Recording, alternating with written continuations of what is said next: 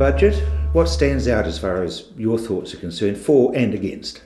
Well, I suppose the disappointing thing for me was that it was a very political budget. It didn't actually address the big issues that we're facing. There was nothing for education, and I think we need to really put more investment in our education system. The OPS grants, the operational grants for schools, has been frozen for 4 years, so our schools don't get any increase in the money that they use to run their school. They'll have to take that from somewhere else because the costs will keep going up.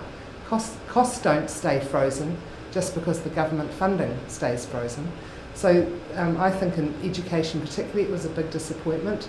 There was no investment in employment and training that we desperately need. We can't have young people leaving school and going nowhere. That's just a waste of them, and for our society it's a huge opportunity that's lost. And there was nothing to address the homeless situation.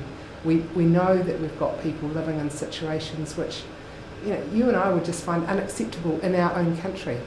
In really poor countries overseas, we might say, well, perhaps people do have to sleep on the street or in garages and cars, but not in my country, not in New Zealand, we don't have to accept that.